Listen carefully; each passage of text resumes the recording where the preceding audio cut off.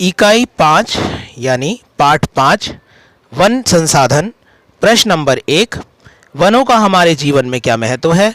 उत्तर, one हमारे जीवन में महत्वपूर्ण भूमिका निभाते हैं जो इस प्रकार है। पहला, आर्थिक महत्व। वन यानी जंगल पृथ्वी पर पाए जाने वाले विशाल नवीकरणीय संसाधनों में से एक हैं। ये हमें कई प्रकार की वस्तुएं प्रदान करते हैं जैसे भोजन, पशु चारा, ईंधन, लकड़ी आदि, जिनका प्रयोग हम अपने आर्थिक विकास में करते हैं। लकड़ी का प्रयोग फर्नीचर तथा घर बनाने में, पशु चारा पशु पालने में और लकड़ी का प्रयोग ईंधन के रूप में भी किया जाता है। अगला बिंदु है पारिस्थितिक महत्व। वन पारिस्थितिक चक्रों को जैसे जल चक्र, कार्बन चक्र, नाइट्रोजन चक्र पर असर डालकर धरती की जलवायु को नियंत्रण में रखते हैं। जैसे वर्षा और मानसून का सही समय पर आना वनों के कारण ही है। अगला बिंदु है जैव विविधता का संरक्षण। हमारी पृथ्वी जैव विविधता से भरपूर है। यहाँ हजारों प्रकार के जीव, जिनमें शाकाहारी, मांसाहारी जीव, पक्षी, पानी में तैरने वाले जीव, जमीन पर रेंगने वाले जीव और कीड़े मकोड़े शामिल हैं। ये सभी जीव इंसानी आबादी वाले क्षेत्रों में जीवित नहीं रह सकते हैं। वन इन सभी जीवों का संरक्षण करते हैं। प्रश्न नंबर 2, वन अपरूपण क्या है? इसके क्या परिणाम हैं? उत्तर, वन अपरूपण का मतलब है वनों का सफाया करना, यानी उन्हें हमेशा के लिए खत्म कर देना। वनों का सफाया भूमि की बढ़ती मांग और लकड़ी के लिए किया जाता है। ऐसा अनुमान लगाया गया है कि पृथ्वी पर कुल सतह का 21% भाग वन है। विश्व संसाधन संस्थान के अनुसार आने वाले समय में ये प्रतिशत तेजी से कम होगा, जो एक प्रकार का गंभीर चिंता का विषय है। वन अपरूपण के परिणाम इस प्रकार हैं। वनों में रहने वाले जीवों के घर नष्ट हो जाते हैं। पेड़ों और जमीन पर रहने वाले जीव बेघर हो जाते हैं और उनके भोजन की व्यवस्था भी खत्म हो जाती है। घास, छोटे मोटे पौधे और पेड़ों के कट जाने से मिट्टी यानी मृदा अपनी शक्ति खो देती है, जिसे मृदा अपरदन कहते हैं। पौधों के द्वारा प्रकाश संश्लेषण की प्रक्रिया यानी फोटोसिंथेसिस की जो प्रक्रिया है वे नहीं हो पाती है, जिससे ऑक्सीजन की मात्रा में कमी आती है। जीव जंतु, पौधे और छोटे जीव जैसे कीड़े मकोड़ों की संख्या में कमी आ जाती है। प्रश्न नंबर 3, वन संसाधनों का संरक्षण और प्रबंधन कैसे किया जा सकता है? उत्तर, खेती और घरों के लिए जमीन, इमारती और जलाने की लकड़ी की मांग तथा वनों के अन्य उत्पादों की मांग के कारण वनों को तेजी से काटा जा रहा है।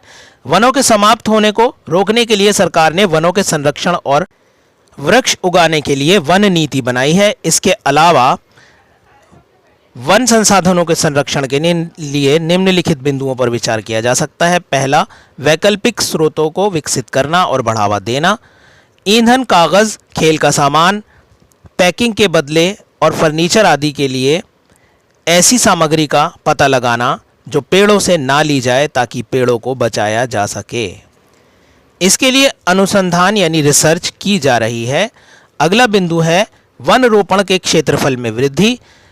वृक्ष और वनों को ज़्यादा से ज़्यादा लगाना। खाली पड़ी ज़मीन पर खेती के लिए, बेकार ज़मीन पर, कम उपजाऊ मिट्टी वाली ज़मीन पर, सड़कों के किनारों और रेलवे लाइन के दोनों ओर पेड़ों को लगाया जाना चाहिए। तीसरा बिंदु है इमारती लकड़ी वाले वनों को बढ़ावा देना। कुछ वन इमारती लकड़ी के उत्पादन के लिए सुरक्षित हैं। आज के समय में इमारती लकड़ी की मांग सबसे ज़्यादा है, जिसके कारण ये वन तेज़ी से समाप्त होते जा रहे हैं। इन वनों को बढ़ावा दिया जाना चाहिए। अब हम बढ़ रहे हैं अगली इकाई यानी अगले पाठ की तरफ, जिसका नंबर है 6, जैव विविधता, मूल्य और सेवाएं। प्रश्न नंबर 1, जैव विविधता से आप क्या समझते हैं? उत्तर, जैव का अर्थ है जीव या जानदार प्राणी और विविधता का अर्थ है भिन्नता का पाया जाना। पृथ्वी पर पाए जाने वाले जीव जंतुओं और पेड़ पौधों में बहुत सी विभिन्नताएं पाई जाती हैं, जैसे एक ही जीव की कई प्रजातियां और अलग अलग प्रकार के जीव जंतु। ये भिन्नताएं जैव विविधता कहलाती हैं। प्रश्न नंबर 2, जैव विविधता के प्रकारों को समझाइए। उत्तर, जैव विविधता के प्रकार निम्नलिखित हैं। पहला प्रकार है आनुवंशिक विविधता। इसका अर्थ है एक पीढ़ी से दूसरी पीढ़ी में विविधता का पाया जाना। जब किसी जीव की नई पीढ़ी इस दुनिया में आती है यानी जन्म लेती है तो उसमें पिछली पीढ़ी के मुकाबले कुछ फर्क पाया जाता है। इसे आनुवंशिक विविधता कहा जाता है, जो जैव विविधता के लिए जिम्मेदार है। अगला प्रकार है प्रजातीय विविधता। जीव जंतुओं की एक प्रजाति से दूसरी प्रजाति में कुछ फर्क पाया जाता है, इसे प्रजातीय विविधता कहते हैं। अलग अलग प्रजाति के जीव जंतु दिखने में बिल्कुल अलग लगते हैं, इसलिए ये जैव विविधता का सबसे ज़्यादा दिखने वाला प्रकार है। अगला प्रकार है पारितंत्र विविधता। अलग अलग प्रकार के पारिस्थितिक तंत्रों या पारितंत्रों में पाया जाने वाला फर्क यानी भिन्नता पारितंत्र विविधता कहलाता है।